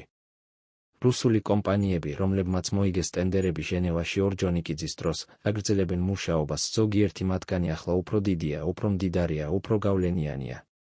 მათი რეალური მფლობელები, ადამიანები, რომლებიც ქაღალდის უკან იდგნენ, აგრძელებენ ცხოვრებას თავიანთ ელიტურ სამყაროში, დაცულები დიპლომატიური იმუნიტეტით, ოფშორული სტრუქტურებით, პოლიტიკური კავშირებით. და ფული, რომელიც დალექა მათ ანგარიშებზე, ფული, რომელიც თეორიულად უნდა დახარჯულიყო მსოფლიო მშვიდობაზე, ახლა არის ნაწილი იმ კაპიტალისა, რომელიც აფინანსებს რუსულ პროპაგანდას, რუსულ გავლენას, რუსულ გეოპოლიტიკურ ამბიციებს. და რა შეიცვალა გაეროსთვის? ჟენევის ოფისი აგრძელებს მუშაობას, ახალი გენერალური დირექტორებით, ახალი პროექტებით, ახალი ბიუჯეტებით. ერთა სასახლის რეკონსტრუქცია, რომლის დაგეგმვა დაიწყო ორჯონიკიძის დროს, გაგრძელდა და დასრულდა, პროექტი, რომელმაც საბოლოოდ დაჯდა 1 მილიარდ დოლარზე მეტში. ახალი კონფერენციები იმართება გამჭვირვალობაზე, ახალი რეზოლუციები იღებება ანგარიშვალდებულებაზე, ახალი რეფორმები აცხადდება კორუფციის წინააღმდეგ ბრძოლაში. მაგრამ ძირითადი სტრუქტურა, დიპლომატიური იმუნიტეტი, შეზღუდული მანდატები, ოფშორული ფინანსები, გეოპოლიტიკური ინტერესები, რჩება უცვლელი. და ეს ნიშნავს, რომ ის, რაც მოხდა ორჯონიკიძის დროს, შეიძლება მოხდეს ისევ, სხვა სახელებით, სხვა ქვეყნებით, მაგრამ იმავე მექანიზმებით. და რა შეიცვალა იმ ადამიანებისთვის, რომლებიც ცდილობდნენ, ამეღოთ ხმა, მამხილებლები, აუდიტორები, ჟურნალისტები. ზოგიერთი მათგანი დატოვა გაერო და გადავიდა სხვა ორგანიზაციებში. ზოგიერთი მათგანი აგრძელებს მუშაობას გაეროში, მაგრამ ახლა უფრო ფრთხილად, უფრო თვითცენზურით იცის, რომ ზოგიერთი კითხვა უკეთესია არ დაისვას. ზოგიერთი მათგანი გახდა დამოუკიდებელი კონსულტანტი და აგრძელებს საუბარს, წერას, ცდილობს შეცვალოს სისტემა გარედან. მაგრამ ყველა მათგანი იცის ერთი, რომ ინდივიდუალური ძალისხმევა არ არის საკმარისი. რომ სანამ არ არსებობს კოლექტიური ნება პოლიტიკოსებისგან, მედიისგან, სამოქალაქო საზოგადოებისგან, ჩვეულებრივი მოქალაქეებისგან, რომ მოითხოვონ რეალური ცვლილება, არაფერი არ შეიცვლება. და აქ ჩნდება ის კითხვა, რომელიც ამ მთელ ისტორიას აზრს აძლევს, ვის ხელში აღმოჩნდა ის მილიარდები, რომლებიც ორჯონიკიძემ ჟენევაში განკარგა? პასუხი ახლა უკვე აშკარაა, ის აღმოჩნდა იმ ადამიანების ხელში, რომლებიც აშენებდნენ და იცავდნენ სისტემას, სადაც საჯარო ძალაუფლება ხდება პირადი გამდიდრების ინსტრუმენტი, სადაც საერთაშორისო ორგანიზაციები ემსახურება არა გლობალურ საჯარო სიკეთეს, არამედ კონკრეტული ელიტების კონკრეტულ ინტერესებს, სადაც ანგარიშვალდებულება არის თეორიულად შესაძლებელი, მაგრამ პრაქტიკულად შეუძლებელი. და ეს ფული ახლა არის ნაწილი იმ კაპიტალისა, რომელიც აფინანსებს პროპაგანდას, პოლიტიკურ გავლენას, გეოპოლიტიკურ ამბიციებს, კაპიტალი, რომელიც დაბრუნდა არა იმ ადამიანებთან, რომლებისთვისაც ის იყო განკუთვნილი, არამედ იმ სისტემასთან, რომელმაც ის მოიპარა. მაგრამ ეს არ არის ისტორიის დასასრული. ეს არის მხოლოდ ერთი თავი, რომელიც დასრულდა, მაგრამ რომლის შედეგები აგრძელებს ცხოვრებას. და კითხვა, რომელიც რჩება, არის არა რა მოხდა, არამედ რა მოხდება შემდეგ. რა მოხდება, როდესაც ახალი თაობა შევა იმავე სისტემაში? რა მოხდება, როდესაც ახალი ორჯონიკიძეები დაიკავებენ ახალ პოზიციებს ახალ ორგანიზაციებში? რა მოხდება, როდესაც ახალი მილიარდები გაივლის ახალ ხელებში? გაიმეორდება თუ არა ეს ისტორია? თუ ჩვენ საბოლოოდ ვისწავლით რაიმეს? პასუხი დამოკიდებულია არა სისტემაზე, რადგან სისტემა არ შეიცვლება თავისით. პასუხი დამოკიდებულია ჩვენზე, იმ ადამიანებზე, რომლებიც კითხულობენ ამ ისტორიებს, რომლებიც ისმენენ ამ მოწმობებს, რომლებიც ხედავენ ამ წინააღმდეგობებს. თუ ჩვენ დავდუმდებით, თუ ჩვენ მივიღებთ ოფიციალურ ნარატივს, თუ ჩვენ არ მოვითხოვთ ანგარიშვალდებულებას, მაშინ ისტორია გაიმეორდება. მაგრამ თუ ჩვენ გავაგრძელებთ კითხვების დასმას, თუ ჩვენ გავაგრძელებთ ძიებას, თუ ჩვენ გავაგრძელებთ საუბარს, მაშინ შესაძლოა, ერთ დღეს რაღაც შეიცვალოს.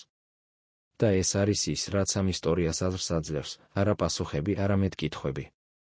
არა დასკვნები, არამედ გამოწვევები.